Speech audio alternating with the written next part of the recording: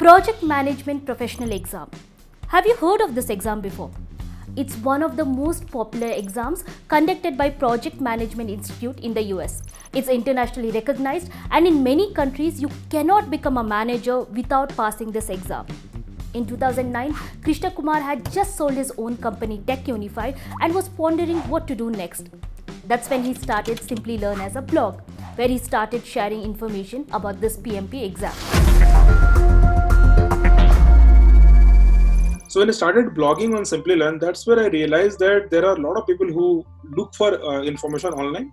So they started following my blog, and some of those blog followers said that you write so much on project management, why don't you help us prepare for PMP exam? So I started thinking that why can't this be done online? So I started building some content. So I built some video content, kept those video content on my blog for free, that anyone wants to prepare for PMP, just go through this video content. This is good enough for you to pass the exam and learn everything related to that exam.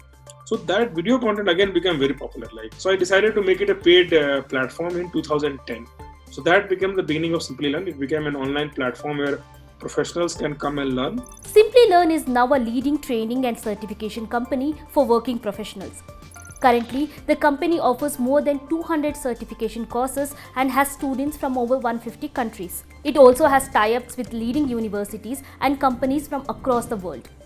In an online world, many providers, what they do is that they provide video and then you are supposed to learn on your own. The uniqueness that Simply Learn had from day one was that you always have instructors coming and teaching on the platform.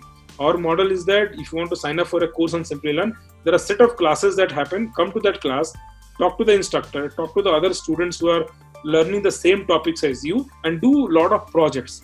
The focus is that what you learn, apply so that you can be sure that you have really learned the topic. Once the course is complete, the certification is done not by Simply Learn but by a third party. See, we are a training company. We want to train you well. We want to make sure that you learn, but we want some third party to verify that you have learned. Because if I only train and I only certify, then it's a conflict of interest. I want everybody to pass. But we always use a third party so that this is more valued in the market. Though the company has now a steady hold in the market, its journey was not without some challenges. In the beginning, when I had started Simply Learn, one of our biggest challenge was that how do you convince someone to work for Simply Learn? See, when you think in those days, training used to be considered as a low-end business. So when we said that, okay, we are building an online platform where people can come and learn, and it's a technology business, it was very difficult to convince people who are like really top-notch kind of people that we wanted to attract and build a strong team so that we can build a better product. They were not showing interest. They always thought that training is not an industry that they want to work in, right? So one of the reasons why Simply Learn went for a venture funding was to pass on this message that this is a technology business. Look, venture capitalists are also investing in this business because they see also as a growing business going forward. So that was our first milestone that we hit, wherein we convinced VCs to invest in a sector like ours. And when VCs invest in a sector, it gets noticed.